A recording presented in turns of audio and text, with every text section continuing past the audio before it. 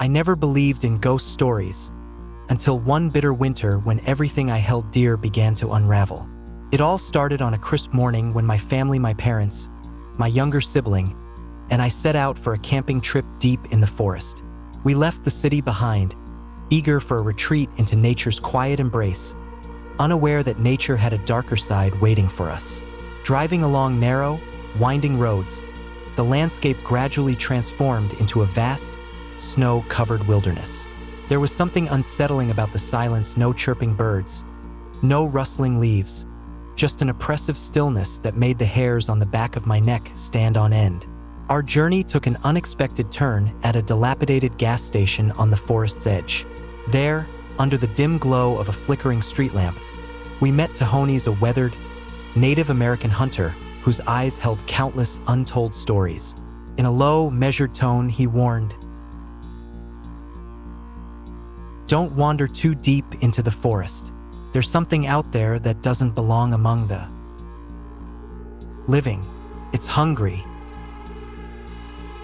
His words lingered in the air as we continued on, each mile taking us deeper into a realm where every shadow whispered secrets and every gust of wind seemed to murmur warnings.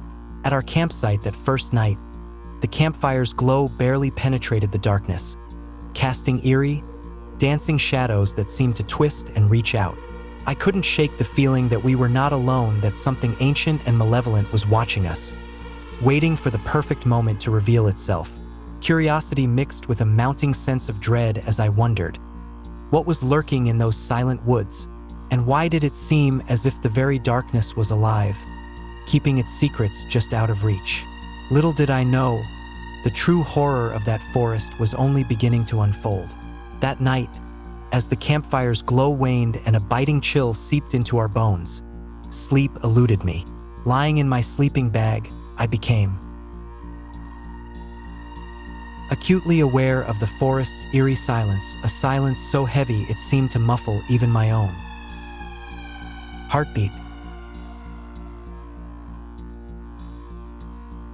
Then, amidst the stillness, I heard it.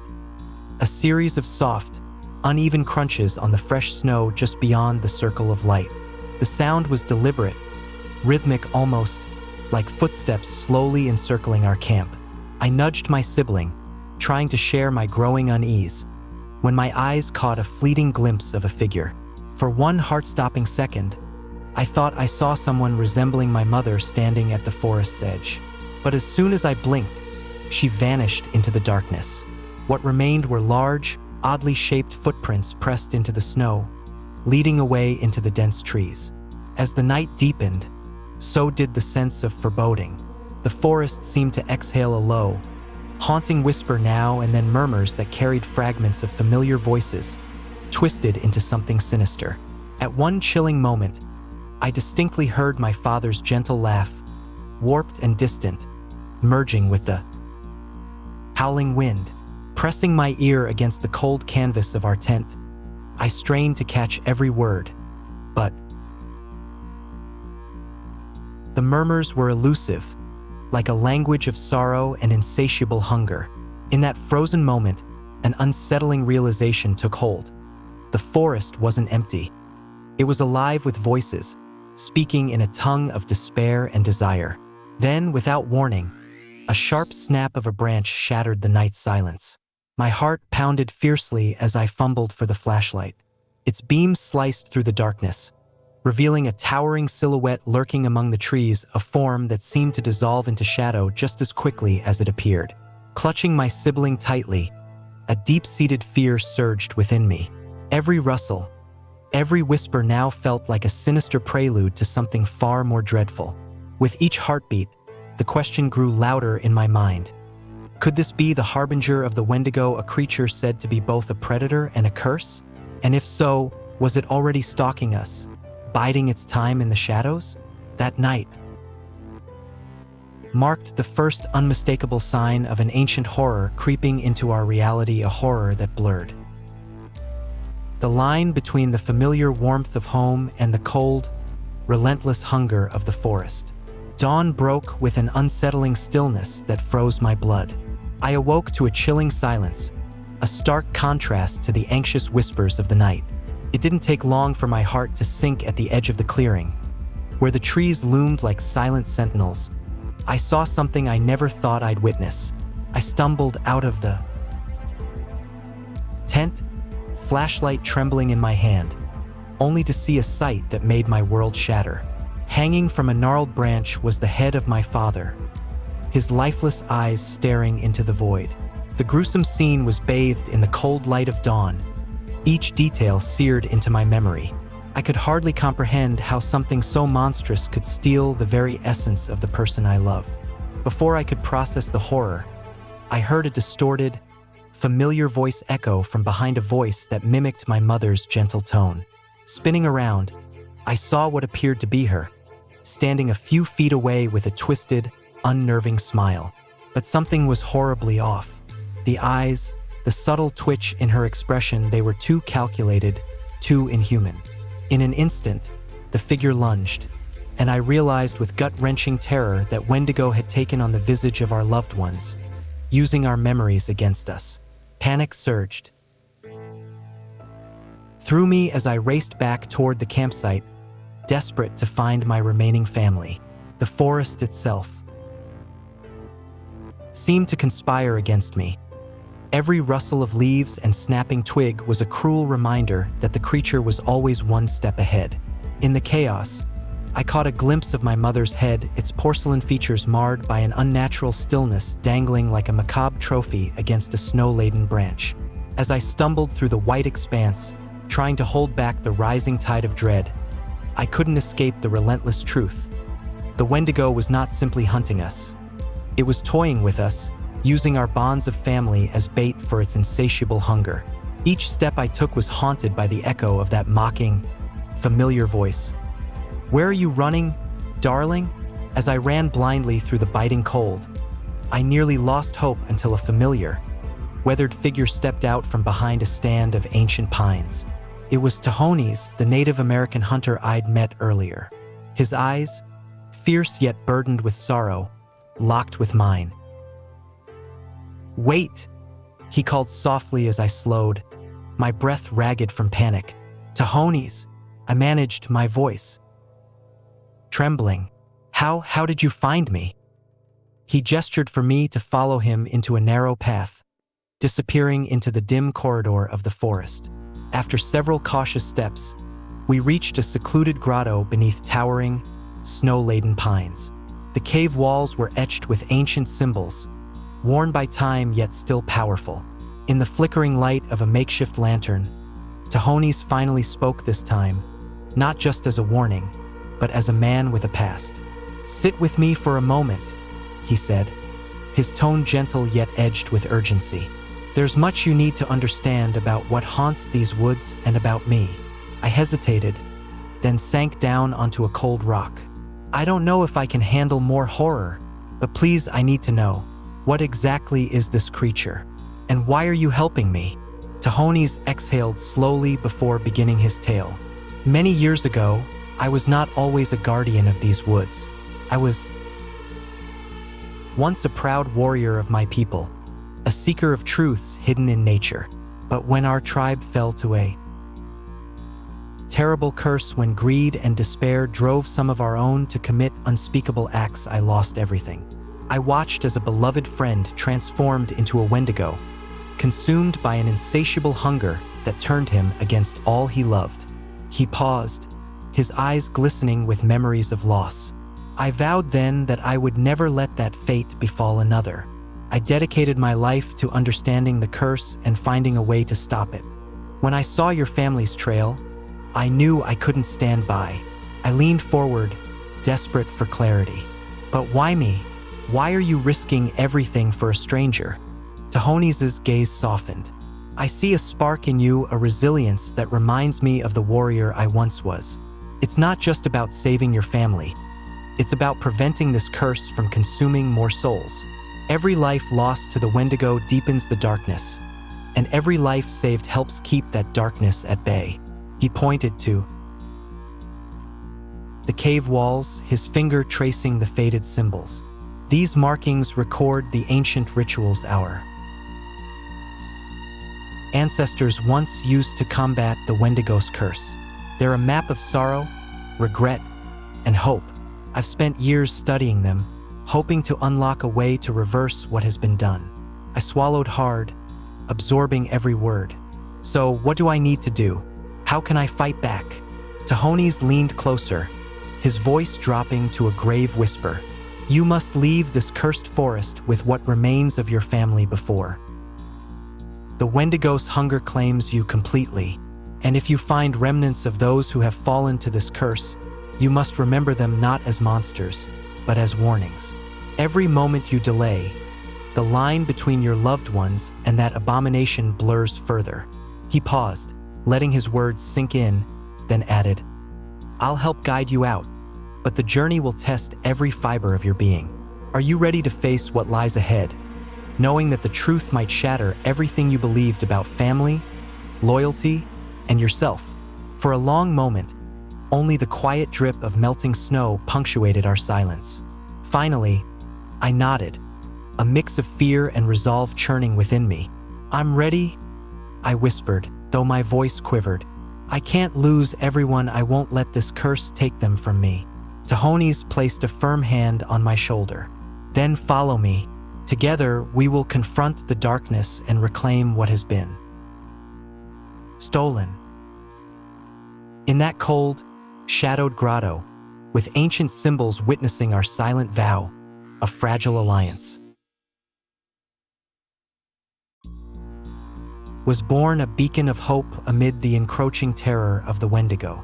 After our harrowing trek through the snow-draped forest, Tahonis and I knew that we couldn't face the darkness alone. We raced back to our tent, our hearts pounding in our chests, to check on my younger sister. I found her still fast asleep, innocent and unaware of the nightmare that had overtaken our family. Quick, I urged in a hushed tone as Tahonis gently roused her. We have to go now. Her eyes fluttered open, confusion mingling with the lingering comfort of sleep. What's happening? She asked softly, her voice trembling as she clung to the remnants of a dream. There's no time to explain, Tahonis said firmly. We need to get you out of here before the curse tightens its grip. Once we had gathered the three of us, we set off together toward the ancient stone circle, an area marked by towering monoliths etched with faded, mysterious symbols. The clearing exuded a strange energy, a palpable tension that made every breath feel heavy with foreboding. As we reached the stones, the wind picked up, carrying with it a low, mournful hum. Shadows shifted unnaturally along the rough-hewn surfaces, and I could almost hear the echoes of lost voices. Tahonis turned to us, his expression etched with both determination and sorrow. This is where we must stand together. The ancients used these stones to channel the power of remembrance, a force that can push back even the darkest of curses. I glanced at my sister, whose wide eyes mirrored my own fear and confusion. But what if it comes for us? I asked, my voice barely above a whisper. Before Tahonis could answer, a distorted sound slithered through the clearing, a voice that sent shivers down my spine. It mimicked the soft, familiar tones of my loved ones, yet it dripped with a hunger that was anything but human. You can't escape. I am all you've ever known. It hissed from the shadows. My sister clutched my hand, and I felt a surge of desperate protectiveness. Remember who you are, I repeated, my voice steadier than I felt. Remember the love that binds us together. Tahonis nodded, his eyes narrowing as he began a low chant that resonated with the ancient energy of the stones. Let the light of memory banish the shadows, and let the bonds of family shatter this curse. Together, we recited the ritual words, a prayer of remembrance and defiance. The stones pulsed with a soft, ethereal glow, and the very air around us seemed to tremble with power. The creature, its form flickering between the familiar and the monstrous, recoiled momentarily as if in pain. In that breathless moment, the clearing became a battleground where love and memory clashed against an insatiable hunger. I felt the weight of every joyful moment we had shared, every embrace that once warmed our hearts. With every word we spoke, The ancient light grew brighter, pushing back the dark tendrils of the Wendigo's curse. Yet, even as the creature's form began to fracture under the relentless force of our united will, its final, harrowing whisper echoed in the wind. "You have tasted the curse now. Are you ready to bear its mark forever?" Standing there, with my sister in one arm and Tahoni's by my side, I realized that although we had driven back the darkness for now, the battle was far from over. The ancient curse would linger, a perpetual reminder of that night when love and memory waged a desperate war against a hunger that knew no end. In the aftermath of that night, the forest seemed to exhale a weary sigh as dawn broke over the horizon. We slowly retreated from the ancient stone circle, its eerie glow now fading into the gray light of early morning. I held my sister close, her small hand trembling in mine, while Tahoni's walked ahead, his eyes fixed on the path before us, a silent sentinel against the encroaching darkness. As we trudged back toward what remained of our camp, the weight of the encounter settled deep within me. The echo of the creature's final words haunted every step. "You have tasted the curse. Now, are you ready to bear its mark forever?" That whisper, like a lingering chill, refused to be forgotten. Breaking the heavy silence, I asked Tahoni's, "Do you think it's over? Can the curse ever truly be lifted?" He paused, looking back with a gaze that mixed regret with hard-won wisdom. "The Wendigo's hunger is as old as the forest itself," he said slowly. "Tonight we pushed it back, but the darkness remains. Every life touched by its curse carries a scar, an indelible reminder of what we faced." I glanced at my sister, her eyes still wide with the remnants of fear, and then back at the path ahead. "So what now? Do we just keep running, always looking over our shoulder?" Tahoni's shook his head, his expression firm. "No, running is not the answer. We honor those we've lost by remembering who we truly are. The curse thrives on forgetfulness, on the erosion of love and memory. As long as you keep the flame of your family's spirit alive within you, there will always be hope even in the face of such darkness." In that moment, a series of flashbacks swirled through my mind. The gentle laughter of my father, the tender smiles of my mother, and the innocent giggles of my sister, all memories now precious, yet tinged with sorrow. I realized that the battle was not just against the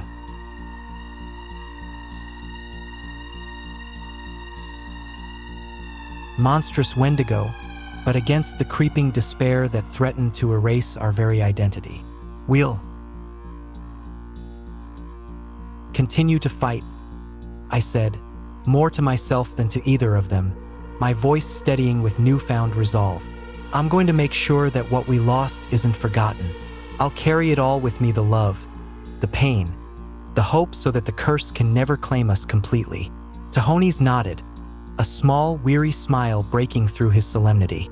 "Every step you take, every memory you cherish, fortifies you against the curse. And one day, perhaps the forest will know peace." As we moved further away from the stone circle and the haunted echoes of that night, I couldn't help but wonder what the future held. The curse might always linger as a shadow over our lives, but within that darkness, a spark of resilience had been kindled, a reminder that even when faced with unimaginable horror, the human spirit has the power to endure. The road ahead remained uncertain, paved with both loss and hope, and as the morning sun began to warm the frozen ground, I silently vowed to honor every memory, to resist the consuming hunger of despair, and to keep the light of our love burning, no matter how long the night might last.